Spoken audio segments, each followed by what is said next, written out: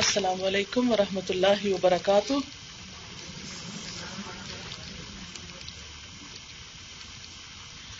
نحمده ونصلي على رسوله الكريم، اما بعد فاعوذ باللہ من الشیطان الرجیم، بسم اللہ الرحمن الرحیم۔ رب اشرح لي صدری ويسر لي امری واحلل عقدۃ من لسانی یفقهوا قولی۔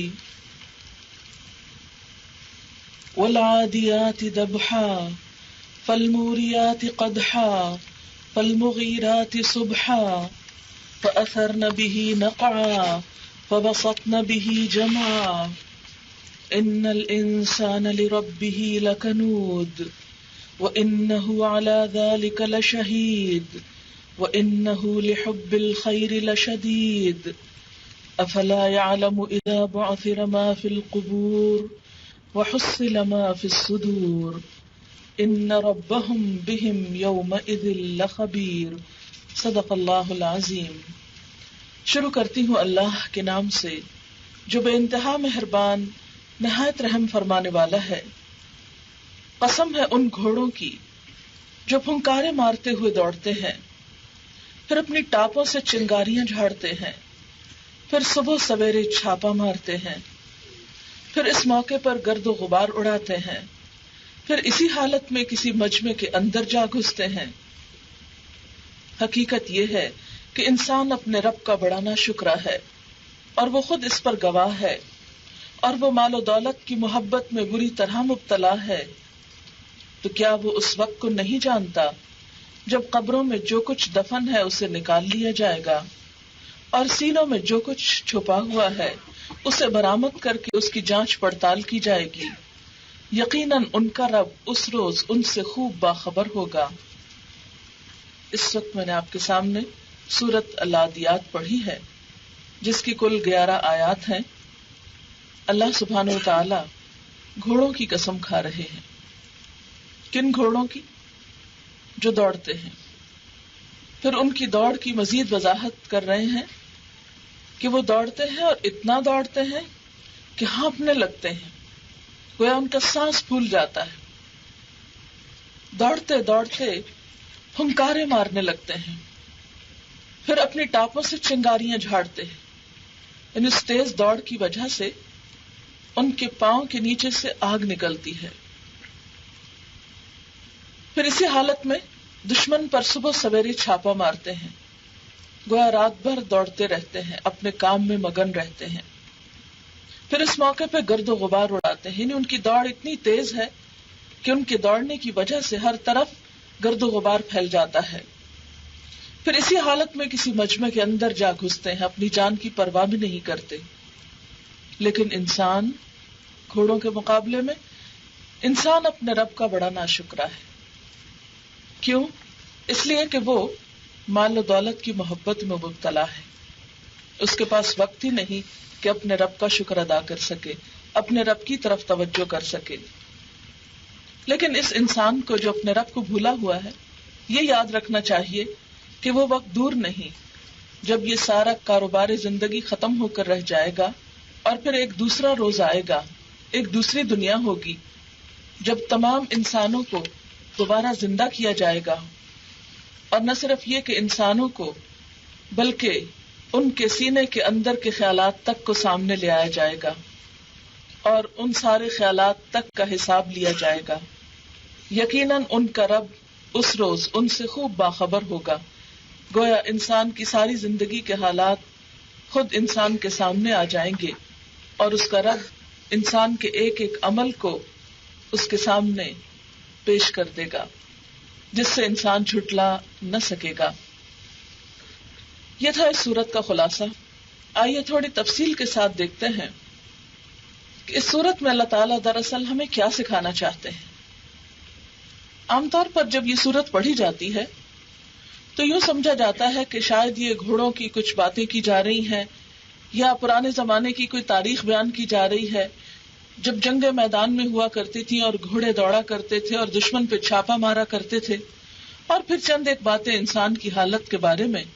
تو بات یہ ہے کہ قرآن پاک صرف 1400 سال پہلے کے لیے نازل نہیں ہوا، صرف اس دور کے میدان جنگ کا یہاں نقشہ نہیں کھینچا جا رہا، بلکہ دراصل یہاں گھوڑوں کی چند صفات کا ذکر کر کے انہیں انسان کے رویے سے کمپیئر کیا جا رہا ہے۔ گھوڑا کیا ہے؟ ایک جانور ہے جو ہر دور میں انسان کی ضرورت رہا ہے۔ گھوڑا جس طرح پرانے زمانے میں انسان کی ضرورت تھا، اسی طرح آج کے دور میں بھی دنیا میں بہت سے علاقے ایسے ہیں کہ جہاں گھوڑے بھاگتے ہوئے انسان کی خدمت میں مصروف عمل ہیں۔ قدیم زمانے میں انسان جنگ لڑنے کے لیے بھی گھوڑوں سے کام لیتا تھا، اسی لیے یہاں جن گھوڑوں کا خاص طور پر ذکر کیا گیا وہ جنگی گھوڑے ہیں۔ گھوڑے کو اللہ تعالیٰ نے پیدا کیا، اس کے اندر جو طاقت رکھی وہ بھی اللہ نے رکھی، اور اتنا طاقتور ہونے کے باوجود اللہ تعالیٰ نے اسے انسان کے لیے مسخر کر دیا کہ انسان اس کی پیٹھ پر سوار ہو سکتا ہے، اسے اپنے قابو میں لا سکتا ہے۔ گھوڑے کو انسان کیا دیتا ہے؟ تھوڑا سا چارہ اور پانی اور بس، لیکن جواب میں گھوڑے سے کتنے فائدے حاصل کرتا ہے وہ گھوڑا جو انسان کی خدمت کے لیے ہے۔ انسان کے ایک اشارے پر دوڑ پڑتا ہے، اور جہاں تک انسان چاہتا ہے گھوڑا دوڑتا چلا جاتا ہے۔ اتنا دوڑتا ہے کہ دوڑتے ہوئے ہانپنے لگتا ہے، اس کا سانس پھولنے لگتا ہے، پھر اتنا دوڑتا ہے کہ اسے پرواہ نہیں، اور راستے میں جو کچھ بھی آئے، خواہ ہموار میدان ہو یا پتھریلی زمین ہو، کیونکہ پتھروں پہ دوڑتے ہوئے گھوڑے کے پاؤں سے چنگاریاں نکلتی ہیں۔ تو گویا مالک کے کہنے پر، مالک کی خدمت میں اگر اسے دوڑنا پڑے اور دوڑتے دوڑتے راستوں میں پتھر بھی آ جائیں تو بھی وہ اپنا دوڑنا بند نہیں کرتا، دوڑتا ہی چلا جاتا ہے۔ حتیٰ کہ اگر اس کے پاؤں سے آگ بھی نکلے تو بھی اسے پرواہ نہیں، وہ اپنی دوڑ میں کچھ بھی کمی نہیں کرتا اور دوڑتا چلا جاتا ہے، اور اتنا دوڑتا ہے کہ ہر طرف گرد و غبار پھیل جاتا ہے، پورا ماحول متاثر ہو جاتا ہے، اس کی دوڑ سے آس پاس کے علاقے متاثر ہوتے ہیں، پتہ چلتا ہے کہ کوئی دوڑ رہا ہے۔ پھر صبح سویرے جب وہ دشمن پر چھاپا مارتا ہے تو گویا اپنی نیند قربان کرتا ہے، اور جب دشمن کی فوج میں جا گھستا ہے تو اپنی جان کی بھی پرواہ نہیں کرتا۔ آئیے اب ہم دیکھتے ہیں کہ ہمارے مالک نے ہمیں کیا کچھ نہیں دیا۔ زندگی کی بے شمار نعمتیں ہیں ہمارے پاس۔ زندگی جیسی نعمت اللہ تعالیٰ چاہے تو کسی وقت بھی واپس لے سکتا ہے۔ یہ ہمارے ہاتھ، پاؤں، جسم کا ایک ایک عضو، یہ ہمارے خون کی سرکولیشن، یہ ہمارا سانس لینا، یہ ہمارا غذا کو ہضم کرنا اور اس کا ہمارے جسم کا حصہ بننا، ہمارے لیے طاقت کا ذریعہ بننا، ہمارا چلنا پھرنا، دیکھنے کی قوت، یہ سب کچھ کس نے دی ہمیں؟ اللہ رب العزت نے۔ پھر اس کے بعد کھانے کے لیے طرح طرح کی نعمتیں دی۔ دنیا میں ہماری خواہشات اور ہماری خوشیوں کے طرح طرح کے سامان پیدا کیے، اس دنیا کو کئی رنگوں میں بنایا، انسان کو عقل جیسی نعمت دی۔ ان ساری چیزوں کو پا کر اتنی نعمتیں کہ جن کو انسان گن نہیں سکتا، ان تعدوا نعمت اللہ لا تحصوها، اگر تم اللہ کی نعمتوں کو گننا چاہو تو گن نہ سکو۔ ان گنت نعمتیں، دن رات، صبح شام، ان سب کو پا کر ہماری اپنے رب کے راستے میں دوڑ کیسی ہے اور کتنی ہے۔ ہم اپنی طرف نظر دوڑائیں۔ ایک انسان اپنے گھوڑے کو صرف دانا اور پانی دیتا ہے، ایک محدود غذا دیتا ہے، لیکن اس کے مقابلے میں اس سے بے پناہ خدمت لیتا ہے، اور وہ اس کے لیے پوری طرح وفادار ہے کہ اپنی جان تک کی پرواہ نہیں کرتا۔ لیکن ہم اپنے رویے کو دیکھیں۔ اسی لیے تو اللہ تعالیٰ فرماتے ہیں ان الانسان لربہ لکنود، یقیناً انسان اپنے رب کا بڑا ناشکرا ہے، وہ سب کچھ لینے کے بعد اسی کو بھول جاتا ہے، اسی کو فراموش کر دیتا ہے۔ نیکی کے راستے میں، اللہ کی اطاعت کے راستے میں، اللہ تعالیٰ کے ذکر کے لیے، اس کے شکر کی ادائیگی کے لیے، اس کی اطاعت اور فرما برداری کے لیے، اس کے دین کے لیے ہم کتنا دوڑتے ہیں۔ آج ہم میں سے ہر ایک اپنے رویے پر غور کرے۔ دنیا کے کاموں کے لیے، دنیا کی خوشیاں پانے کے لیے ہمارے دل کیسے کیسے نہیں مچل جاتے، ہم کہاں تک نہیں پہنچتے، لیکن دین کے لیے ہماری دوڑ کتنی ہے۔ جب اللہ کی اطاعت کا وقت آتا ہے تو ہماری دوڑ کیسی ہوتی ہے۔ دن بھر اگر ہم اپنی زندگی پر نظر ڈالیں، صبح سے لے کر رات تک، تو ہم میں سے ہر شخص دوڑ رہا ہے، اور جو جو وقت گزر رہا ہے ہم میں سے اکثریت کی دوڑ تیز ہوتی چلی جا رہی ہے۔ وقت کے ساتھ ساتھ ہم سب کی دوڑ بڑھتی چلی جا رہی ہے۔ ہم سب اپنا بچپن یاد کریں تو شاید اس وقت ہم سب جانتے ہیں کہ زندگی کی دوڑ ایسی نہ تھی جو اب نظر آتی ہے۔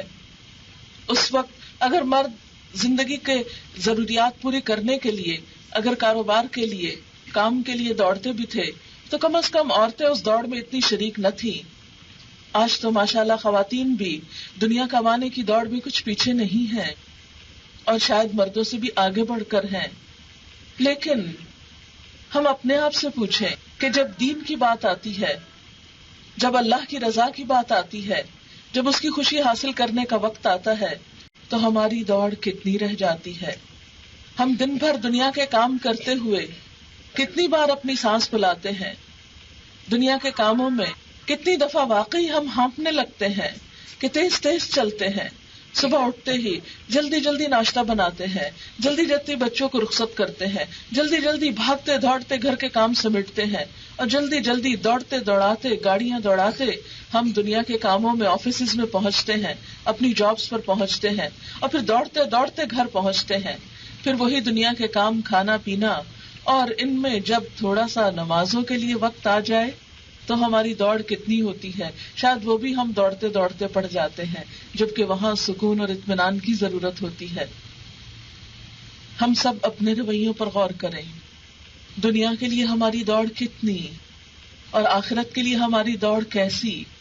وہ دنیا جس کے بارے میں ہم سب جانتے ہیں کہ بہت تھوڑی ہے، جس کا زیادہ بھی بہت کم ہے، اور جس کا کم تو بہت ہی کم ہے، جس کی مدت بھی بہت تھوڑی ہے، جس میں ملنے والی ساری نعمتیں بھی محدود ہیں، اس کے لیے ہماری کوشش، ہماری دوڑ دن رات ہے۔ اسی دوڑ میں ہمارا بچپن گزرا۔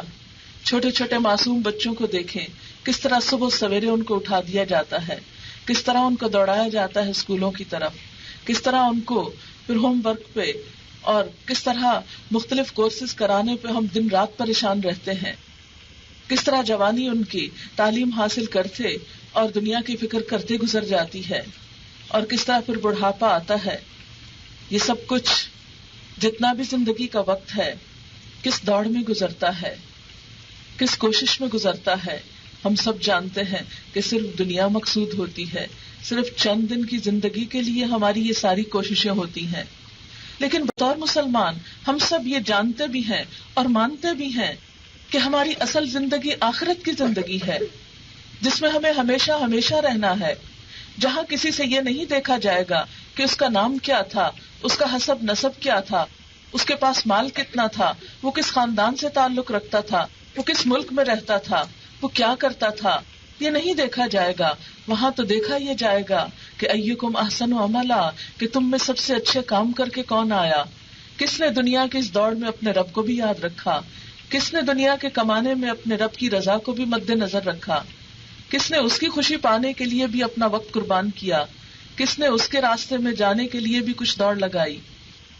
ہم سارا ہفتہ دنیا کے کام کریں، اچھی طرح کریں، اچھی نیت کے ساتھ، ان طریقوں کے ساتھ جن پر اللہ تعالیٰ راضی ہے، اس کی نافرمانی کے کام نہ کریں، تو دنیا کی دوڑ بھی کچھ بری نہیں، ہاں اگر اس کے پیچھے نیت درست ہے۔ لیکن اس دنیا کی دوڑ میں دنیا کے کام کرتے ہوئے جب کبھی اللہ کی یاد کا وقت آ جائے، نماز کا وقت آ جائے، دین سیکھنے کا وقت آ جائے، دین سیکھنے کے لیے بلایا جائے، تو اس وقت بھی ہماری دوڑ اسی طرح ذوق اور شوق کے ساتھ ہونی چاہیے۔ پھر آپ دیکھیے کہ خاص طور پر گھوڑوں کی دوڑ کا ذکر کرتے ہوئے اللہ تعالیٰ ان کی سانس پھولنے کا ذکر کرتے ہیں، اور سانس کا پھولنا اس بات کی علامت ہے کہ وہ جسمانی طور پر بھی مشقت کر رہے ہیں۔ تو گویا نمبر 1 ہمیں دین کے راستے میں، اللہ کی رضا کے راستے میں جسمانی مشقت سے بھی گزرنا ہے، جسمانی طور پر بھی خود کو تھکانا ہے، ورنہ ہوتا کیا ہے، سب کام کھڑے ہو کر ہم کرتے ہیں، لیکن نماز کا وقت آتا ہے تو ہم بیٹھ جاتے ہیں. ہمارا پکانا کھڑے ہو کر، ہماری واشنگ کھڑے ہو کر، ہماری کلیننگ کھڑے ہو کر، سب کام کھڑے ہو کر، شاپنگ کھڑے ہو کر. لیکن جو ہی نماز کا وقت آتا ہے تو فرض نماز بھی بیٹھ کر. حالانکہ نماز کے لیے قیام فرض ہے. برتن دھونے کے لیے کھڑے ہونا فرض نہیں، وہ آپ بیٹھ کے بھی دھوئیں تو کچھ منع نہیں، کپڑے دھونے کے لیے بھی بیٹھ جائیں تو کچھ حرج نہیں، لیکن نماز کے لیے کھڑے ہونا شرط ہے. قوموا للہ قانتین. مگر ہمارے رویے کیا ہے؟ دنیا کے ہر کام ایفیشینٹلی، لیکن جب نماز کا وقت آئے تو ساری تھکاوٹ اس وقت آ جاتی ہے. سب سے آخری وقت پر پڑھتے ہیں جب پتہ نہیں چلتا کہ کیا پڑھا اور کیا نہیں پڑھا. پھر اس کے بعد خاص طور پر یہ بتایا گیا کہ وہ چنگاریاں جھاڑتے ہوئے دوڑتے ہیں. اب آپ دیکھیے کہ دین کا راستہ ہو، نیکی کا کام ہو، جب تک آسانی سے ہو تو ہم بھی خوشی خوشی کر لیتے ہیں. جب دین کے راستے میں چھوٹی سی مشکل آئے تو ہم ہمت ہار جاتے ہیں. اگر دنیا کے کسی کام کے لیے ہمیں کہیں پہنچنا ہو تو ہم ضرور کوئی نہ کوئی راستہ نکال لیتے ہیں. اگر اپنی گاڑی پاس نہ ہو تو کسی سے لفٹ بھی لے لیتے ہیں، ٹیکسی پہ بھی چلے جاتے ہیں، پبلک ٹرانسپورٹ بھی استعمال کر لیتے ہیں. اور ٹکٹ مہنگا ہو تو جہاز پہ جانے پر بھی گریز نہیں کرتے، اس لیے کہ دنیا کا جو کچھ فائدہ ہے پہنچ ہی جاتے ہیں. ہزاروں میل کا سفر کر کے پہنچ جاتے ہیں. لیکن دین کی خاطر، اللہ کا کلام پڑھنے کے لیے، سننے کے لیے، سیکھنے کے لیے، سکھانے کے لیے جب بلایا جائے تو پھر ہم میں سے بہت سے لوگ صرف اس وجہ سے رہ جاتے ہیں کہ ہمارے پاس ٹرانسپورٹ نہیں ہے، ہمیں کوئی پک کرنے والا نہیں، ہمیں کوئی لانے والا نہیں، ہمیں کوئی پہنچانے والا نہیں. دنیا کے کاموں میں کسی کی شادی ہو، کوئی پارٹی ہو، کوئی فنکشن ہو تو ہم کتنی دفعہ ایسا عذر کرتے ہیں، نہیں کسی نہ کسی طرح پہنچ جاتے ہیں. بچے چھوٹے ہوں ان کا بھی انتظام کر لیتے ہیں، کام سے بھی چھٹی لے لیتے ہیں، کیونکہ ہم سمجھتے ہیں کہ ہمارے لیے چلے تھوڑی آؤٹنگ ہو جائے گی، سوشلائزنگ ہو جائے گی، تھوڑا گیٹ ٹوگیدر ہو جائے گا، تھوڑا ملاقات ہو جائے گی، ایک دوسرے سے پہچان ہو جائے گی. لیکن جب دین کی بات ہو تو ہم کیوں نہیں سوچتے کہ اس سے بھی تو ہماری روح کو سکون ملے گا. ہر وقت تو ہم مادہ پرستی کے شکار ہیں. کیا ہوا اگر کچھ لمحات اللہ کے لیے نکال لیں، دنیا کے سارے ہنگاموں کو چھوڑ کر چند لمحے اس کی قربت میں، اس کی یاد میں، اس کی کتاب میں کھو کر بھی گزارے. اگر گھوڑے اپنے مالک کے اشارے پر دوڑتے ہوئے سنگلاخ چٹانوں پہ بھی دوڑتے ہیں، پتھریلی زمین پہ بھی دوڑتے ہیں، پاؤں سے چنگاریاں اڑاتے ہیں، پاؤں میں گویا چھالے پڑ جاتے ہیں، تو ہمارے پاؤں میں بھی تو کبھی اللہ کے راستے میں چلتے ہوئے چھالے پڑنے ہی چاہیے. حدیث پاک میں آتا ہے اس پاؤں پر جہنم کی آگ حرام ہو جاتی ہے جو اللہ کے راستے میں نکلے اور گرد آلود ہو جائے، یعنی اسے کچھ تکلیف پہنچے. پھر فرمایا فالمغیرات صبحا، صبح صبح چھاپا مارنے والے ہیں. اب دیکھیے کہ رات کی نیند کتنی پیاری ہوتی ہے، لیکن گھوڑے اپنے مالک کی رضا کی خاطر رات کی نیند بھی قربان کرتے ہیں. عربوں میں دن بہت گرم ہوتے تھے، تاریخ بتاتی ہے، تو عموماً رات کا وقت ٹھنڈا ہوتا، لوگ سفر کے لیے رات کا وقت اختیار کرتے، اور جب کسی دشمن پر حملہ کرنا ہوتا تو رات کے آخری پہر میں جبکہ بہت غفلت کا اور نیند کا وقت ہوتا، اس وقت اچانک چھاپا مارا جاتا تھا. تو اس سے یہ پتا چلتا ہے کہ دشمن پہ یلغار کرنے والا اس وقت اٹھ جاتا ہے جب عام طور پر لوگ غفلت میں پڑے ہوتے ہیں. ہمارے لیے بھی صبح کے وقت اٹھنا، اپنی نیند کو چھوڑنا اور اپنے دشمن یعنی شیطان پہ یلغار کرنا ایک مشکل مرحلہ ہوتا ہے. گھوڑا تو اپنے مالک کی خاطر اس وقت اٹھ جاتا ہے اور دوڑنے لگتا ہے، لیکن ہم اپنے رب کی رضا حاصل کرنے کے لیے کتنی خوشی سے اٹھتے ہیں، کتنے شوق سے اٹھتے ہیں. کیا اکثر ایسا ہی نہیں ہوتا کہ سوتے سوتے الارم پہ ہاتھ رکھ دیتے ہیں، اچھا ابھی اٹھتے ہیں، ایک دفعہ ادھر منہ موڑ لیا، پھر ادھر موڑ لیا، پھر ادھر موڑ لیا، اتنے میں سویر ہو گئی اور نماز کا وقت چلا گیا. کیا رب نے ہمیں اتنی میٹھی نیند اسی لیے دی تھی کہ صبح اٹھ کر اسی کا شکر ادا نہ کریں اور اس کی نافرمانی میں صبح کریں؟ ہم کیوں نہیں سوچتے کہ ہماری کتاب زندگی کا ایک ایک ورق روز پلٹا جاتا ہے؟ ہم کیوں نہیں سوچتے کہ اس ورق کے اوپر سب سے پہلی بات اللہ کی نافرمانی ہوتی ہے؟ آج کے دن کا ورق جب الٹا گیا تو پہلی چیز کیا لکھی گئی؟ فرشتوں نے جا کر کیا بتایا کہ جب ہم نے تیرے بندے کو چھوڑا اے رب تو وہ سو رہا تھا، تیری نافرمانی میں تھا۔ صبح کی نیند اگرچہ بڑی عزیز ہوتی ہے، لیکن جنہیں اللہ کی محبت اور اللہ کی قربت عزیز ہوتی ہے وہ ان ساری چیزوں کو چھوڑ سکتے ہیں۔ وہ تو اس سے آگے فجر سے بھی پہلے اٹھ جاتے ہیں، اس لیے کہ جس سے محبت ہو اس کے لیے نیند قربان کرنا تو کچھ مشکل نہیں ہوتا۔ جب بھی کوئی عزیز دوست آ جائے، جب بھی کسی ایسے انسان سے ملاقات ہو جو بہت دیر بعد ملا ہو اور جس کی ملاقات بہت عزیز ہو، تو عام طور پر کیا ہوتا ہے کہ دن بھر کے کام کرنے کے باوجود بھی رات کو دیر تک جاگا جاتا ہے، خوشی خوشی نیند قربان کرتے ہیں۔ ہم میں سے ہر ایک اپنے بارے میں سوچے، کیونکہ ہماری اکثر یہ عادت ہے کہ دوسروں کے بارے میں خوب سوچتے ہیں، دوسروں کا جائزہ خوب لیتے ہیں، دوسروں پہ تنقید خوب کرتے ہیں، دوسروں پہ ترچھی نظر رکھتے ہیں، لیکن خود کو بھول جاتے ہیں۔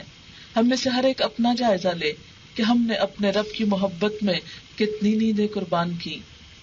دنیا والوں کی محبت میں، پیسے کی محبت میں، اولاد کی محبت میں اور دیگر انسانوں کی محبت میں تو شاید بہت سی نیندیں قربان کی ہوں، اور شوق سے کی ہوں، خوشی سے کی ہوں۔ اپنے رب کی خاطر کتنی نیند قربان کی۔ فَأَثَرْنَ بِهِ نَقْعًا فَوَسَطْنَ بِهِ جَمْعًا۔ پھر گھوڑوں کی ایک اور صفت بیان کی گئی کہ وہ اس موقع پر گرد و غبار اڑاتے ہیں، یعنی دوڑتے ہوئے ان کے پاؤں کی رفتار سے اور ان ٹاپوں کی بھوچھاڑ سے اتنی گرد اڑتی ہے کہ ہر طرف گرد ہی گرد ہو جاتی ہے۔ تو اس سے کیا پتا چلتا ہے کہ گھوڑا جب اپنے مالک کی خاطر دوڑتا ہے تو اس بات کی پرواہ نہیں کرتا کہ آس پاس کیا ہو رہا ہے، اس کی دوڑ سے اس کا ماحول متاثر ہوتا ہے۔ اسی طرح بندہ مومن کی دوڑ سے ماحول متاثر ہوتا ہے، ارد گرد پتہ چلتا ہے کہ یہ اپنے رب کی خاطر دوڑ رہا ہے۔ ماحول میں ایک تبدیلی آتی ہے۔ جو لوگ اپنے رب کی خاطر، اپنے دین کی خاطر دوڑتے ہیں، ان کی دوڑ سے ان کے آس پاس کے ماحول میں ضرور تبدیلی آتی ہے۔ ایک ماں جو اللہ کی محبت میں دوڑتی ہے تو ہو نہیں سکتا کہ بچوں کو ایک چلتا پھرتا اللہ کی محبت کا نمونہ جب نظر آئے تو ان کے اندر ایک تبدیلی نہ آئے، ان کو محسوس نہ ہو یہ محبت۔ اس گھر میں ایک دوسری ہی خوشبو پھیل جاتی ہے، جیسے مٹی کے اڑنے سے ایک خاص قسم کی خوشبو پھیلتی ہے، اسی طرح اس شخص کے دوڑنے سے جو اللہ کی محبت میں دوڑ رہا ہو، نیکی کے کاموں میں دوڑ رہا ہو، بھلائی اور خیر میں دوڑ رہا ہو، خلق خدا کی مدد کے لیے دوڑ رہا ہو، اس کے دوڑنے سے بھی آس پاس متاثر ہوتا ہے، ماحول میں ایک تبدیلی آتی ہے۔ فَوَسَطْنَ بِهِ جَمْعًا، گھوڑے دوڑتے دوڑتے دشمن کے لشکر میں جا گھستے ہیں۔ اور دشمن کے لشکر میں جا گھسنا یا ایسے جیسے شہد کی مکھیوں کے چھتے میں ہاتھ ڈالنا کہ ساری چمٹنے کو تیار ہو جائیں۔ ہم میں سے کبھی کوئی ایسے چھتے کے پاس سے بھی گزرے تو ایک دم الرٹ ہو جاتے ہیں کہ کہیں کوئی مکھی آ کے مجھے نہ کاٹ لے، چھپتے چھپاتے اپنے آپ کو بچتے بچاتے نکل جاتے ہیں۔ لیکن گھوڑے کو دیکھیے، وہ مالک کے اشارے پر، اس کے حکم پر دوڑتے دوڑتے دشمن کے لشکر میں جا گھستا ہے، اور اس بات کے لیے خوف نہیں کھاتا کہ اسے ابھی کوئی تیر آ کر لگے گا اور ہو سکتا ہے کہ اس کی جان جائے، کیونکہ پہلے زمانے میں جب گھوڑوں پہ جنگیں ہوتی تھی تو انسانوں کے ساتھ ساتھ گھوڑے بھی قربان ہو جایا کرتے تھے۔ تو انسان کو بتایا ہی جا رہا ہے کہ ایک جانور تو تمہارے لیے قربان ہو سکتا ہے، اپنی جان کی پرواہ نہیں کرتا۔ اے انسان بتا، کیا تیرے اندر بھی وہ دل ہے کہ تو اپنی جان اپنے رب کے لیے قربان کر سکے؟ کیونکہ آخری مرحلہ تو پھر جان قربان کرنے کا ہوتا ہے۔ وہ دوڑ جو سانس پھولنے سے شروع ہوتی ہے، وہ دوڑ بالآخر ختم ہوتی ہے اپنی جان دینے پر۔ اور جان دے کر بھی بندہ مومن کبھی بھی تکبر کا شکار نہیں ہوتا۔ وہ تو یہی سمجھتا ہے جان دی ہوئی اسی کی تھی۔ حق تو یہ ہے کہ حق ادا نہ ہوا، کہ انسان اپنے رب کی خاطر جان بھی قربان کر دے تو بھی کوئی حق ادا نہیں ہوتا، اس لیے کہ یہ جان بھی تو اسی نے دی، اگر اس کو واپس لوٹا دی تو کیا احسان کیا۔ ان باتوں کو کر کے 5 قسمیں کھا کر اللہ تعالیٰ فرماتے ہیں ان الانسان لربہ لکنود، بے شک انسان اپنے رب کا بڑا ناشکرا ہے، سب کچھ لینے کے بعد اسی کو بھول جاتا ہے۔ حالانکہ انسانوں کے لیے قرآن پاک میں بار بار یہ فرمایا گیا فاستبقوا الخیرات، خیرات یعنی بھلائیوں میں، نیکیوں میں سبقت کرو، آگے بڑھو، جلدی کرو، ایک دوسرے کے مقابلے پہ دوڑو۔ سارعوا الی مغفرۃ من ربکم وجنۃ ارضھا کارض السماوات والارض، جلدی کرو اور دوڑو اپنے رب کی مغفرت کی طرف اور جنت کی طرف جس کا عرض زمین و آسمان کے برابر ہے۔ دنیا کی چھوٹی سی چیزوں پہ راضی ہو گئے ہو، ایک حقیر سی زندگی پر، اس جنت کی طرف دیکھو، اس کی طرف چلو۔ ایک اور جگہ اللہ تعالیٰ جنت کی صفات بیان کرنے کے بعد فرماتے ہیں وَفِي ذَلِكَ فَلْيَتَنَافَسِ الْمُتَنَافِسُونَ، ایک دوسرے کا مقابلہ کرنے والوں کو اس چیز میں مقابلہ کرنا چاہیے، ایک دوسرے سے آگے نکلنے والوں کو اس جنت کی طرف آگے نکلنا چاہیے جو ہمیشہ ہمیشہ کی قیام گاہ ہے، جہاں سے انسان کو کبھی نکالا نہ جائے گا، جہاں نہ کوئی تھکاوٹ ہوگی، نہ پریشانی ہوگی، نہ بیماری ہوگی، نہ بڑھاپا ہوگا، نہ کوئی غم ہوگا، نہ کوئی دکھ ہوگا۔ دنیا میں انسان ایک مشکل سے نکلتا ہے تو ایک دوسری میں مبتلا ہو جاتا ہے، اس سے نکلتا ہے تو ایک تیسری میں مبتلا ہو جاتا ہے، اور یوں زندگی ہار بیٹھتا ہے۔ اصل سکون کی جگہ اور اصل خوشی کی جگہ تو وہ آخرت ہے، لیکن وہ شخص جو اپنے رب کا ناشکرا ہو اس جنت کا مستحق کیسے ہو سکتا ہے؟ یہاں اللہ تعالیٰ کس انسان کو ناشکرا کہہ رہے ہیں؟ جو اس کے لیے نہ دوڑ سکے، جو اس کے لیے کوئی تکلیف نہ اٹھا سکے، جو اس کے لیے مشکلات برداشت نہ کر سکے، جو اس کے لیے جان نہ دے سکے۔ ایسا انسان اپنے رب کا ناشکرا ہے۔ وَإِنَّهُ عَلَى ذَلِكَ لَشَهِيدٌ، اور وہ اس پر یقیناً گواہ بھی ہے، وہ اس بات کو پوری طرح سمجھتا ہے کہ واقعی وہ ایسا کر رہا ہے، اس پر کسی اور انسان کو گواہ بنانے کی ضرورت نہیں، ہر انسان خود اپنے آپ پر گواہ ہے، ہر انسان اپنا جائزہ خود لے سکتا ہے، اپنے حالات کو خود دیکھ سکتا ہے۔ تو آئیے تھوڑی دیر کے لیے اپنے فرائض کا جائزہ لیتے ہیں کہ ہم میں سے ہر شخص اپنے فرائض کو کس دل سے ادا کر رہا ہے۔ یاد رکھیے کہ وقت تو گزر ہی جاتا ہے، مثلا نماز کا وقت آتا ہے، نماز پڑھ بھی لیتے ہیں، اگر بددلی سے بھی پڑھتے ہیں، ہائے ہائے کر کے بھی پڑھتے ہیں، بوجھ سمجھ کر بھی پڑھتے ہیں، تو وقت تو گزر جاتا ہے۔ اگر رب کی محبت کے ساتھ پڑھتے ہیں، اگر اس کے ذکر کے لیے، اس کی یاد کے لیے، اس کے شکر کے لیے پڑھتے ہیں، تو وہی نماز رب کی پسندیدہ ہے۔ اسی طرح رمضان آتا ہے تو ہم ڈرنے لگتے ہیں، ہاں اتنے گھنٹے بھوکا رہنا پڑے گا، لیکن آپ نے دیکھا ہوگا کہ وقت گزر جاتا ہے، رمضان آتا ہے اور چلا جاتا ہے۔ دیکھنا یہ ہے کہ ہمارا رویہ اس میں کیا ہوتا ہے۔ اسی طرح اللہ کی راہ میں جب دینے کا وقت آتا ہے، زکوٰۃ کی ادائیگی کا وقت آتا ہے، نفل صدقات کی ادائیگی کا وقت آتا ہے، تو اس وقت ہمارے دل کا حال کیا ہوتا ہے؟ اور وہ بھی بات دراصل یہی ہے کہ جیسے بارش کا ایک پہلا قطرہ ٹپکنے کی دیر ہوتی ہے، پھر اس کے بعد موسلا دھار بارش شروع ہو جاتی ہے۔ انسان جب اپنے رب کی خاطر دینے لگتا ہے تو شیطان اس کو روکتا ہے، لیکن آپ نے دیکھا ہوگا کہ کبھی تھوڑا سا دے کر آپ کا دل اتنا کھلتا ہے کہ بالکل بارش کی طرح برسنے لگتا ہے، پھر آسان ہو جاتا ہے، ایک نیکی دوسری نیکی کو راہ دیتی ہے، انسان کے لیے آسانیاں پیدا ہوتی چلی جاتی ہیں۔ لیکن ہم اپنے آپ کا جائزہ لیں کہ جس رب نے ہمیں دیا، ہم اس کے بندوں پر، اس کے دین کے راستے پر کتنا خرچ کرنے والے ہیں، کس دل اور کس شوق کے ساتھ، کس خوشی کے ساتھ۔ ان الانسان لربہ لکنود، انسان اپنے رب کا بڑا ناشکرا ہے۔ پھر اسی طرح آپ دیکھیں کہ ورلڈ ٹور کرنے میں ہمیں کوئی زحمت نہیں ہوتی، لیکن اللہ کے گھر میں جانے کے لیے کتنی خوشی سے جاتے ہیں۔ بہت سے لوگ حج کا فریضہ بہت سی وجوہات کی بنا پہ ٹالتے رہتے ہیں، کبھی کوئی عذر پیش کرتے ہیں، کبھی کوئی عذر پیش کرتے ہیں، حالانکہ اسی سارے اوقات کے درمیان، انہی ساری مصروفیات میں دنیا کے ملکوں میں جانے سے نہیں چوکتے، لیکن اللہ کے گھر جانے میں بہت مشکل ہوتی ہے۔ کیا اسی کے لیے ہمارے پاس وقت نہیں جس نے یہ زندگی دی؟ اسی کے لیے مال نہیں جس نے یہ سب مال دیا؟ اسی کے لیے جسمانی قوت نہیں جس نے یہ قوت ہمیں عطا کی؟ تو جس رب نے یہ سب کچھ دیا، اس کی راہ پہ جاتے ہوئے ہمارا دل کیا کہتا ہے؟ ہم میں سے ہر ایک کو صرف یہ فکر نہیں کرنی کہ وہ چند فرائض پورے کر رہا ہے، یہ بھی دیکھنا ہے کہ کس دل سے کر رہا ہے، کتنے شوق سے کر رہا ہے، کتنی محبت سے کر رہا ہے۔ الحمدللہ ہم میں سے بہت سے لوگ قرآن پڑھتے ہیں، بہت سے لوگ نماز پڑھتے ہیں، حج روزہ بھی کرتے ہیں، زکوٰۃ بھی دیتے ہیں، لیکن ان سب چیزوں کو ہم بوجھ کیوں سمجھتے ہیں؟ اللہ تعالیٰ فرماتے وَإِنَّهُ عَلَىٰ ذَلِكَ لَشَهِيدٌ، انسان خود اس پر گواہ ہے، یقیناً وہ گواہ ہے، وہ جانتا ہے کہ ان کاموں کو کرتے وقت اس کا دل کیوں نہیں کھلتا، وہ شوق سے آگے کیوں نہیں بڑھتا، وہ بار بار پلٹ پلٹ کے سوچتا کیوں ہے، وہ بچا بچا کے رکھتا کیوں ہے۔ دنیا میں جب کسی کام کا شوق آتا ہے، دنیا کے کسی کام کا، تو ہم کسی سے نہیں پوچھتے، ہم کسی سے مشورہ نہیں کرتے، بلکہ چھپ چھپ کے کر لیتے ہیں کہ اگر کسی سے مشورہ کیا تو ہو سکتا ہے روک ہی دے۔ کہیں جانا ہو تو شوہر سے بازو کا جھجک کے نہیں پوچھتے کہ ایسا نہ ہو کہ نہ ہی کر دیں تو پھر نہ جا سکیں گے، اس لیے بہتر آ کے بتا دیں گے وہ وہاں گئے تھے ہم۔ لیکن جب دین کا کام آتا ہے، دین کی بات آتی ہے، رب کی اطاعت کی بات آتی ہے، کبھی ایک سے کنسلٹ کرتے ہیں، کبھی دوسرے سے سوال پوچھتے ہیں، کبھی تیسرے سے۔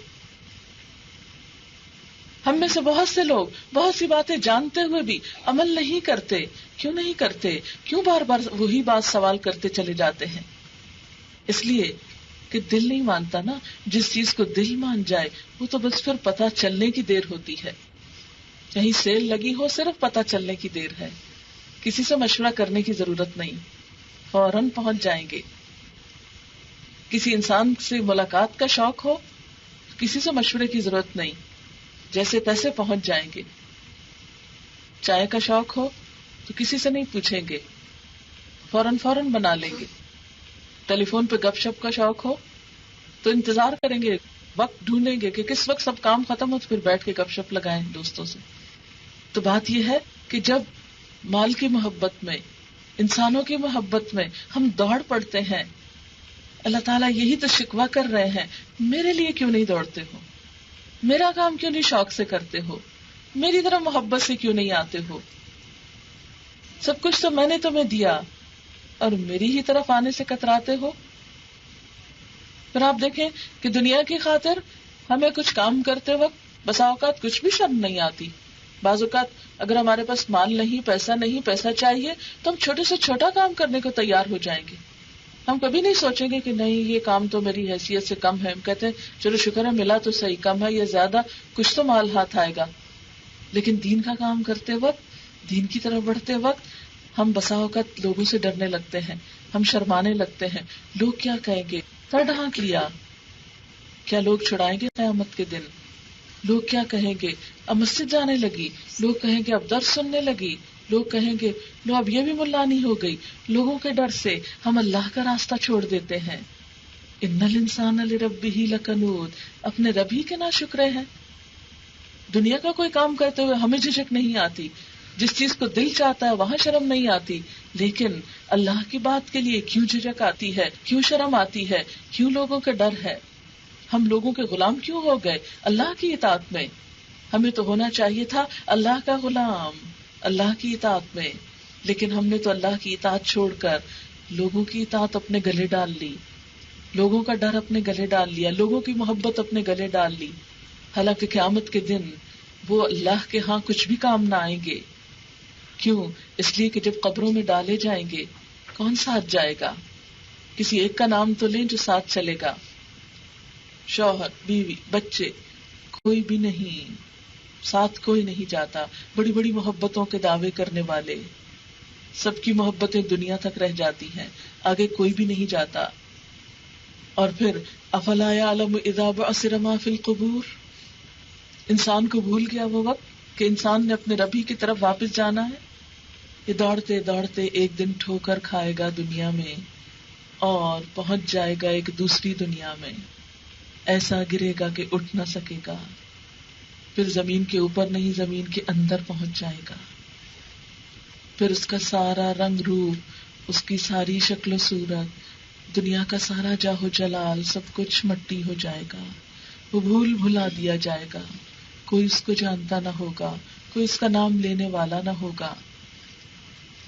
اس کی قبر کے پاس سے کئی گزریں گے، کسی کو نہیں یاد ہوگا کہ یہاں کون ہے، کیا اس کی حیثیت، کیا اس کا مرتبہ، کیا اس کا مقام، کسی کو کچھ یاد نہیں ہوگا۔ اور پھر ایک دن آئے گا کہ یہ مٹی میں ملا ہوا انسان پھر دوبارہ اٹھا دیا جائے گا، افلا یعلم، کیا انسان جانتا نہیں، کیا انسان بھول چکا، اذا بعثر ما فی القبور، کہ جو کچھ قبروں میں دفن ہے وہ سب نکال لیا جائے گا. یہ بعثر کا لفظ بھی بہت عجیب ہے.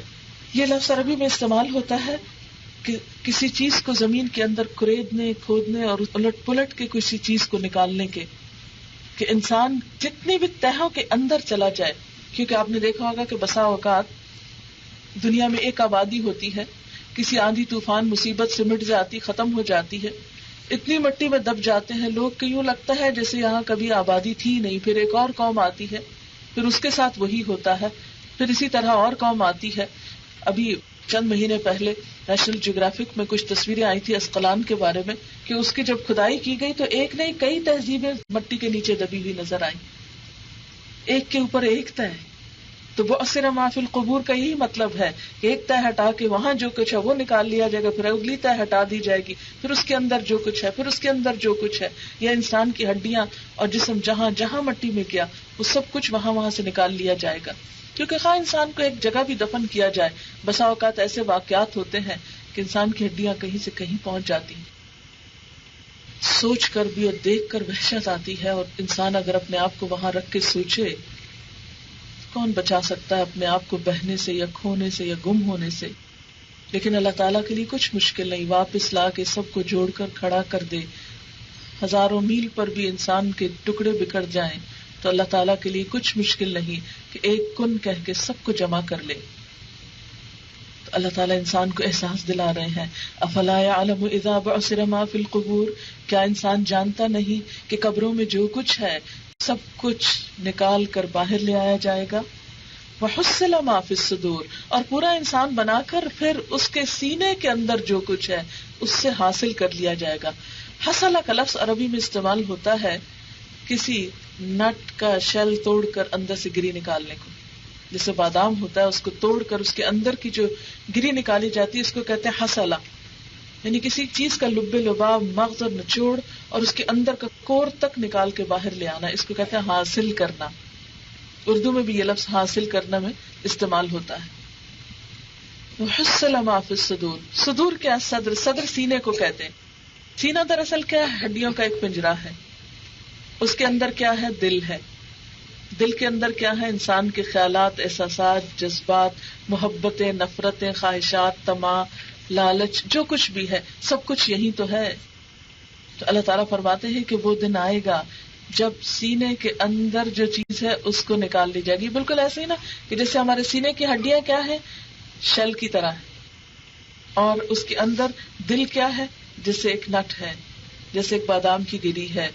اس کو توڑ کر اسے نکال لیا گیا، اور اس کو نکال کر اس کے اندر جو اس کا اصل ہے یعنی خیالات کا مجموعہ ہے ان سب کو بھی نکال کر سامنے لایا جائے گا، ان سب کو لکھ لیا جائے گا. جیسے ECG ہوتی ہے تو سب کچھ وہ ایک طرح سے پین چلتا چلا جاتا ہے اور لکھا جاتا ہے کہ دل کی دھڑکن کیسی ہے. بالکل قیامت کے دن اللہ تعالیٰ کے ہاں تو اس سے بھی زیادہ زبردست قسم کے آلات ہوں گے کہ جو انسان کی سوچیں ہوں گی، جو انسان کی خواہشات ہوں گی وہ سب بھی لکھی ہوئی سامنے آ جائیں گی. حصل ما فی الصدور، نیتیں سامنے آ جائیں گی. نیت کا لفظ بھی آپ کو معلوم ہے نوا سے نکلا ہے. نوا عربی زبان میں گٹلی کو کہتے ہیں. ان اللہ فالق الحب والنوا. نوا کیا ہے؟ پھل کے اندر کی جو گٹلی ہے، اور گٹلی کے اندر وہ پھر مادہ ہوتا ہے. فرمایا وہ سب کچھ توڑ کاٹ کے اندر کی چیز باہر نکال کے لا کے رکھ دی جائے گی اور انسان کو بتا دیا جائے گا. یہ وہ موقع ہوگا کہ جب کوئی شخص چھپ نہ سکے گا، کوئی شخص بھاگ نہ سکے گا، کوئی شخص کہیں جا نہ سکے گا، کوئی شخص اپنے آپ کے اوپر پردہ نہ ڈال سکے گا. دنیا میں کام کرتے وقت ہم سب جانتے ہیں کہ بسا اوقات انسان کی سوچ اور عمل میں فرق ہو جاتا ہے، لیکن قیامت کے دن دونوں کو سامنے لا کر رکھ دیا جائے گا. اس لیے کوئی بھی نیک عمل اس وقت تک نیک ہو نہیں سکتا جب تک اس کے ساتھ نیت اچھی نہ ہو، جب تک اس کے ساتھ سوچ اچھی نہ ہو. مثلاً اگر آپ کسی سے مسکرا کے مل رہے ہیں تو اپنے دل سے پوچھا کیجئے کیوں مسکرا رہی ہوں، کیا چاہیے اس انسان سے؟ کیا کسی مطلب کے لیے، دنیا کی کسی حقیر غرض اور کسی لالچ کے لیے، یا محض اللہ کی خاطر کہ مجھے اس انسان سے کچھ نہیں چاہیے، صرف یہ کہ میرے دین کا تقاضا یہ ہے، میرے رب کو پسند یہ ہے کہ میں اس انسان سے ملوں تو خوشی سے ملوں، مسکرانا بھی صدقہ ہے، مسکرانا ایک عبادت ہے، بے غرض ہو کر، بغیر کسی لالچ کے، بغیر کسی مقصد کے. ایسا ہی انسان ہر جگہ مسکرا سکتا ہے. لیکن جو انسان صرف ایک تجارتی مسکراہٹ رکھتا ہے وہ صرف اس جگہ مسکراتا ہے جہاں وہ کچھ مطالبہ رکھتا ہے، جہاں وہ کچھ مطلب رکھتا ہے، جہاں اس کی کچھ غرض ہوتی ہے. پہلی قسم کا انسان کہ جو بے غرض ہو کر مسکراتا ہے وہ اللہ کا بھی پسندیدہ ہے اور بندوں کا بھی پسندیدہ ہے. اور وہ انسان جو غرض رکھ کے مسکراتا ہے وہ اللہ کی نگاہ میں بھی کوئی مقام نہیں رکھتا اور بندوں کی نگاہ میں بھی بہت جلد پہچانا جاتا ہے کہ اس کے دوہرے رویے کہ جب مطلب ہو تو بہت اچھی طرح ملنے کو آتا ہے اور جب مطلب ختم ہو جائے تو اپنے آپ کو اس طرح اجنبی بتاتا ہے کہ گویا اس کو کوئی پہچانتا ہی نہ ہو. اسی طرح کوئی بھی معاملہ ہو زندگی کا، اسلام کی بنیادی تعلیم یہی ہے کہ انما الاعمال بالنیات، اعمال کا دار و مدار نیتوں پر ہے. بڑے سے بڑا کام، ایک نہیں 7 حج بھی اگر کوئی کر لے لیکن حاجی کہلانے کے لیے، دنیا والوں میں نیک کہلانے کے لیے، اپنی نیکی کا روگ جمانے کے لیے، تو اس میں سے ایک بھی قبول نہیں. لیکن اگر انسان چھوٹے سے چھوٹا عمل بھی خلوص نیت کے ساتھ کرتا ہے تو اللہ تعالیٰ کے ہاں اس کی بہت بڑی قبولیت ہے. اس کے ہاں کوالٹی چاہیے، خواہ وہ تھوڑا سا عمل ہی کیوں نہ ہو، انسان کی بخشش کے لیے کافی ہو جاتا ہے. پھر فرمایا ان ربہم بہم یومئذ لخبیر، بے شک ان کا رب ان کے بارے میں اس دن خوب باخبر ہوگا. انسان کے صرف ظاہری اعمال ہی نہیں، انسان کے اندر کی سب باتیں بھی اللہ کو معلوم ہوگی. اور جب انسان اپنے رب کے سامنے بالکل عیاں ہوگا تو چھپ کر بھاگ کر کہاں جا سکے گا. اس سورت کی آیت نمبر 8 جو ہے وَإِنَّهُ لِحُبِّ الْخَيْرِ لَشَدِيدٌ، یہ اس کا ایک طرح سے مرکزی مضمون ہے. انسان کے ناشکر فن کی اصل وجہ کیا ہے کہ وہ مال کی محبت میں گرفتار ہے، اور صرف محبت میں گرفتار نہیں، لشدید، بہت شدت سے مال کی محبت میں گرفتار ہے. مال کی خاطر اپنا ایمان بیچ ڈالتا ہے، مال کی خاطر جھوٹ بولنا پڑے تو بولنے سے گریز نہیں کرتا، مال کی خاطر اپنا دین بدلنا پڑے تو بدلنے سے گریز نہیں کرتا. مال دراصل دوسرے لفظوں میں کیا ہے؟ دنیا. حالانکہ انسان کی دنیا کتنی ہے.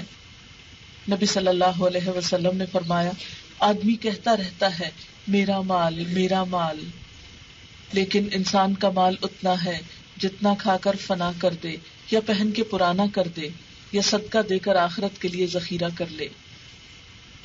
خلاصہ یہ ہے کہ پہلی بات یہ کہ ہم سب کو اپنے رویے پر غور کرنا ہے. ہم میں سے ہر شخص خود سے پوچھے کہ ہم اپنے رب کے راستے پر کتنا دوڑنے والے ہیں. اگر ہماری دوڑ دنیا کے لیے ہے تو نیکی کی طرف جاتے ہوئے بھی اسی شوق اور اسی محبت اور اسی خوشی کے ساتھ دوڑنا ہے. اسی طرح دنیا کے کام کرتے ہوئے بھی اپنے رب کو یاد رکھنا ہے، اپنے رب کی نافرمانی نہیں کرنا. اور پھر مال کی محبت جیسے حضرت سلیمان علیہ السلام نے رکھی تھی کہ اپنے رب کی یاد کی خاطر. اسلام میں مال کو برا نہیں کہا گیا، مال کو خیر کہا گیا، لیکن یہ خیر اس وقت ہوتا ہے جب حلال اور جائز طریقوں سے کمایا جائے اور خیر اور بھلائی کے راستے میں خرچ بھی کیا جائے، اور انسان اپنی آخرت کو ہمیشہ یاد رکھے. اس لیے کہ عقل مند وہ ہے کہ جو اپنے آپ کو آج میں نہیں کل والوں میں شمار کرے، جو دنیا کو ایک چلتا سفر سمجھے اور منزل آخرت کو سمجھے جہاں جا کر اسے سکون پانا ہے. دنیا کوشش کے لیے ہے، اس میں سٹرگل ہے، ہر لمحہ سٹرگل. ہم میں سے ہر شخص دیکھے کہ اس کی یہ سٹرگل کس راستے میں ہے، کس طرف ہے، اس کی ڈائریکشن کیا ہے. چند ایک احادیث میں آپ کے سامنے رکھنا چاہتی ہوں تاکہ اس کی حقیقت حضور صلی اللہ علیہ وسلم کے ارشادات کی روشنی میں واضح ہو. حضرت ابو ہریرہ سے روایت ہے، کہتے ہیں کہ رسول اللہ صلی اللہ علیہ وسلم نے فرمایا آدمی کہتا ہے کہ میرا مال، یہ میرا مال، مگر حقیقت میں جس کو اس کا مال کہہ سکتے ہیں وہ 3 قسم سے زیادہ نہیں. جو اس نے کھا کے فنا کر دیا، جو اس نے پہن کے پرانا کر دیا، اور جو اس نے کسی کو اللہ کے واسطے دے دیا اور اپنے لیے آخرت کا ذخیرہ بنا لیا، اس کے سوا جو رہا وہ اس کو اور لوگوں کے لیے چھوڑ کر خود چل بسے گا اور وہ مال دوسروں کا ہو جائے گا۔ حضرت کعب بن مالک سے روایت ہے، کہتے ہیں کہ رسول اللہ صلی اللہ علیہ وسلم نے فرمایا، 2 بھوکے بھیڑیے بکریوں کے ریوڑ میں گھس جائیں تو وہ اس ریوڑ کو اتنا نقصان نہیں پہنچاتے جتنا آدمی کے دین کو مال کی دھن اور مرتبے کی ہوس نقصان پہنچاتی ہے۔ کہ جب انسان کے دل میں مال کی دھن سما جاتی ہے اور اسٹیٹس کانشیس ہو جاتا ہے انسان بہت، تو اس کا دین کو اتنا زیادہ نقصان پہنچتا ہے جتنا 2 بھیڑیے بھیڑوں کے گلے میں گھس کر بھیڑوں کو نقصان نہیں پہنچاتے۔ نبی صلی اللہ علیہ وسلم نے فرمایا، جب کسی آدمی کے مال میں برکت نہیں دی جاتی تو وہ اسے پانی اور مٹی میں ملا دیتا ہے۔ یعنی جس مال کے اندر برکت نہیں ہوتی وہ مال پانی اور مٹی میں مل جاتا ہے، اس کی نظر ہو جاتا ہے۔ ریسنٹلی جب سیلاب آیا ہے پاکستان میں، کیونکہ پنڈی میں آیا ہے اور میں بھی پچھلے دنوں اسلام آباد میں تھی، ایک ایک گھر کے بارے میں جو خبریں ہم سن رہے تھے تو دل بیٹھا جا رہا تھا، اور میں تو ہر جگہ اپنے آپ کو رکھ کے محسوس کر رہی تھی کہ کسی کا دکھ اور درد صرف اس وقت محسوس ہو سکتا ہے جب اپنے آپ کو وہاں رکھیں، ورنہ شاید ہم ان کے لیے کچھ نہ کر سکیں۔ بہت سے گھر ایسے تھے کہ جس میں جیسے ڈبل سٹوری گھر ہے تو عام طور پر صرف بیڈ رومز اوپر ہوتے ہیں، باقی سب گھر کا سامان سٹوریج وغیرہ نیچے کے حصے میں ہوتا ہے۔ پانی آیا اور فرسٹ فلور کی چھتوں تک کو چھو گیا، کئی سال کے پڑی ہوئی کتابیں، ڈاکیومنٹس، کپڑے، کھانے پینے کی چیزیں، کچن، ٹیلی فون، الیکٹرانکس، ہر چیز پانی کے اندر ڈوب گئی۔ اور پنڈی میں آپ سب نے سنا ہوگا کہ ایک نالا ہے، نالا لئی، وہ نالا جو ہے اس کا بہاؤ جہاں جہاں گیا اس کے ساتھ مڈ اور مٹی اور کیچڑ، جب وہ گھروں کے اندر گھس گیا پانی، تو اس کے بعد جب پانی آہستہ آہستہ واپس اترا تو بہت سی مٹی اور کیچڑ اور دلدل گھروں میں رہ گیا، جیسے صوفہ سیٹس، بیڈس اس طرح پانی اور مٹی کے اندر ڈوب گئے کہ پہچانا نہیں جاتا تھا کہ یہ کوئی مٹی کا تودا پڑا ہوا ہے یا کوئی بیڈ رکھا ہوا ہے یا کوئی صوفہ سیٹ رکھا ہوا، کیونکہ اتنے ہیوی ہو چکے تھے فرنیچر، کپڑے اور دیگر چیزیں کہ جن کے اندر پانی گھس گیا۔ پھر بجلی چلی گئی، گیس نہیں مل رہی، ٹیلی فون کا ڈسکنیکٹ ہو گئے، لوگ کئی دن تک چھتوں کے اوپر ٹنگے رہے، وہاں سے کھانا ان کو سپلائی کیا جا رہا تھا۔ بعض لوگ جس اکا دکا جیسے کسی کے گھر میں کچن اوپر ہے تو وہ کھانا پکا پکا کر سب کو بھیج رہے ہیں۔ بعض بھینسیں تیرتی ہوئی 2nd فلور پہ آ کے لٹک گئی درختوں کے اندر۔ ایک جگہ پر ایک بستی تھی جہاں دودھ کے گوالے تھے، تقریباً 1000 بھینسیں جو تھی وہ پانی میں ڈوب گئی۔ اتنی بری طرح تباہی ہوئی ہے، شاید اس سے بھی بڑے بڑے سیلاب آتے ہوں، لیکن چونکہ وہ بہت قریب سے دیکھا ہے تو اس لیے دل دہل کے رہ گیا۔ اور اس وقت یہ حدیث یاد آتی ہے کہ جب مال میں برکت نہیں ہوتی تو مٹی اور پانی میں ملا دیا جاتا۔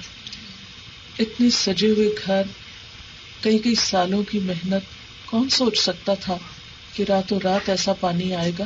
یوں لگ رہا تھا کہ جیسے کوئی آبشار بہ رہی ہو، یعنی چند گھنٹوں کی بارش نے اتنا تیز پانی، ایک ریلا آ رہا ہے، دوسرا آ رہا ہے، تیسرا آ رہا ہے، اور کوئی سوچ نہیں سکتا تھا کہ یہ واقعی ان کے گھروں تک بھی چڑھ آئے گا، اور بعض اوقات تو ایک منزل سے اوپر بھی گیا ہے پانی۔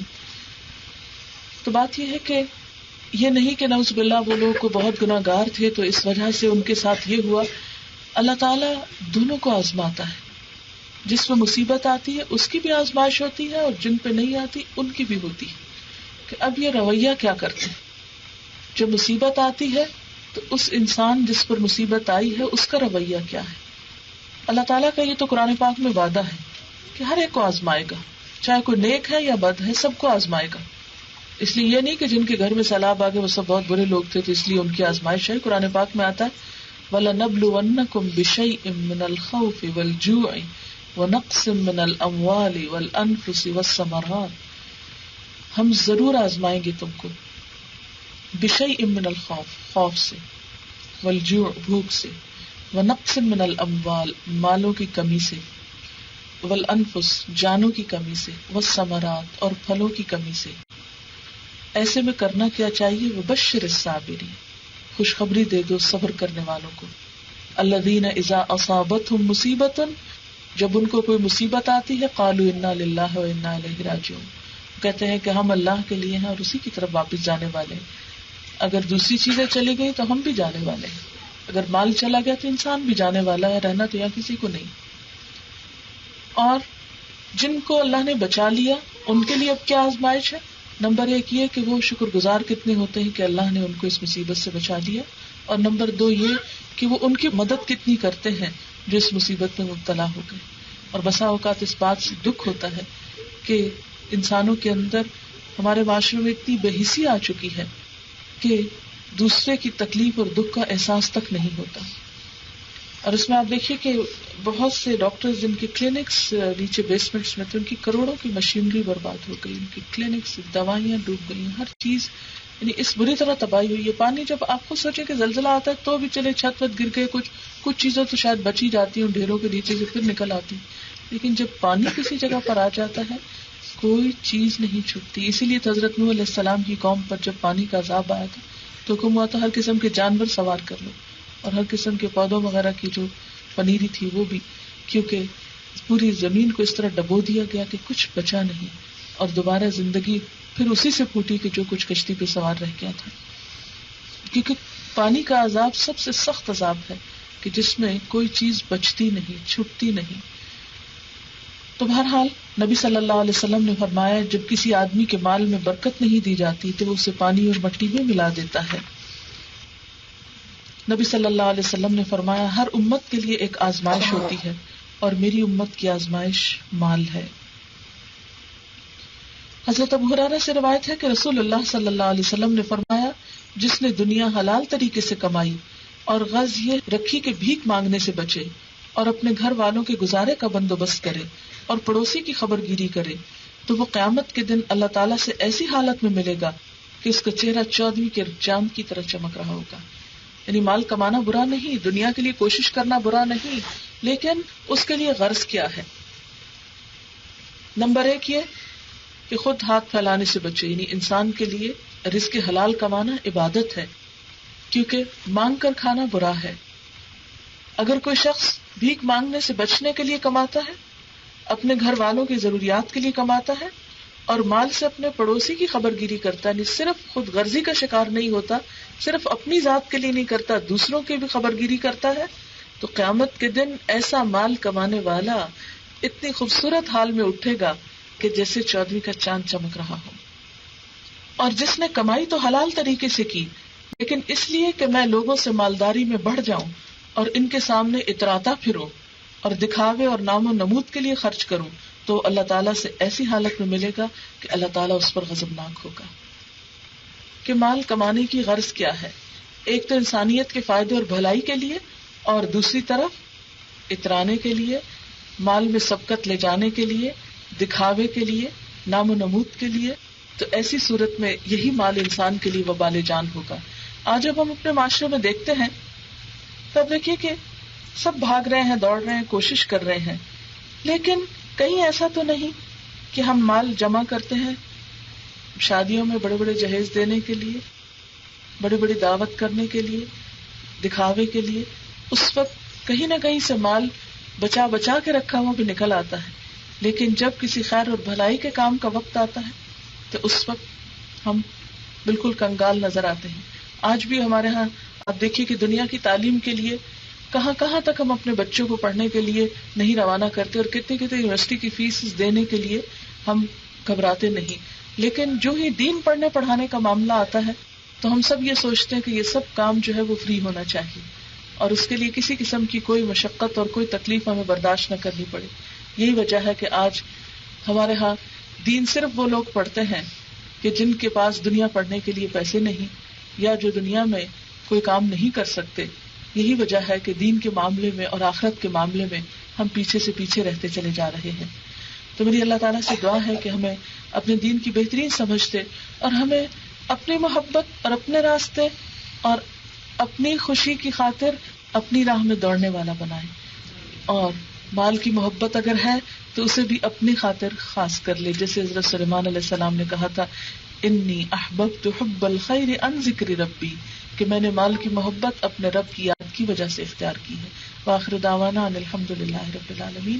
اب میں چاہتی ہوں کہ آپ کے اسی ٹاپک پر اگر مزید کوشچن آئے، اگر کوئی بات سمجھ میں نہیں آئی یا کہیں پر کنفیوژن ہوا ہے تو اس کے لیے میں تیار ہوں. سوال ہے کہ جب ہم رزق حلال کی تلاش میں گھوڑے کی طرح ہانپ رہے ہیں، اس دوڑ دھوپ میں دینی فرائض ادا کرتے ہیں، شکر گزاری اور ناشکر پن کی حد توازن براہ کرم تفصیل بتا دیجیے. اس میں آپ دیکھیے کہ تفصیل میں نے پہلے ہی بتا دی کہ اللہ تعالیٰ نے دنیا کے لیے دوڑنے کو منع نہیں کیا. دنیا کے لیے دوڑنا جو ہے اس کی اجازت ہے، لیکن ایک طریقے کے ساتھ کہ جب آپ دنیا کے لیے بھی کوشش کریں تو اس میں نمبر 1 اللہ کا حق نہ بھولیں، نمبر 2 بندوں کا حق نہ بھولیں. اگر کچھ دنیا کے لیے دوڑتا ہے اور خود غرضی کا شکار ہوتا ہے، سب فائدہ صرف اپنی ذات تک رکھتا ہے، تو ایسا کرنا درست نہیں ہے اور اس میں اپنے فرائض کو بھول جاتا ہے. مثلا نماز کا وقت آیا تو اس کو بھول گیا، روزہ ہے تو وہ نہیں رکھ سکتے، حج ہے تو اس کا وقت نہیں، زکوٰۃ ہے تو اس کے لیے فرصت نہیں کیونکہ ایک کے بعد ایک گھر خرید رہے ہیں، یا مسلسل قرضے میں مبتلا ہیں صرف دنیاوی وجوہات کی بنا پر. تو ایسی دوڑ جو ہے وہ ناپسندیدہ ہے. جہاں تک دنیا کے لیے کوشش کرنا ہے تو رزق حلال کے لیے دوڑنا بھی ایک عبادت ہے، اور دوسری طرف بندوں کے حقوق بھی پامال نہ ہو. مثلا آپ کئی سال تک صرف اس لیے دنیا کماتے رہے اور ماں باپ کو دیکھنے کی فرصت نہ ہو، یا ان سے ملاقات کی، نہ ان کے پاس جانے کی، نہ ان کو بلانے کی، تو انسانی حقوق جو ہے وہ پامال نہیں ہونے چاہیے. یا انسان بیوی کا حق بھول جائے، کیونکہ بسا اوقات میں نے عورتوں کو اس بات پہ بھی روتے ہوئے دیکھا ہے کہ شوہر سب کچھ دیتے ہیں، ایک وقت نہیں دیتے، محبت نہیں دیتے، پیار نہیں دیتے، بات کرنے کا ان کے پاس وقت نہیں، کیونکہ وہ ہر وقت بہت مصروف ہیں صرف دنیا کے لیے. تب آپ دیکھیں کہ جیسے نبی صلی اللہ علیہ وسلم نے فرمایا کہ ان لزوجک علیک حق و ان لزورک علیک حق، ضرور دنیا کماؤ لیکن اپنی بیوی کا حق نہ بھولو، اپنے مہمان کا حق نہ بھولو. یعنی اس ساری دوڑ میں انسانوں کے حقوق بھی متاثر نہیں ہونے چاہیے. سبحانک اللہم و بحمدک نشہد ان لا الہ الا انت نستغفرک و نتوب الیک.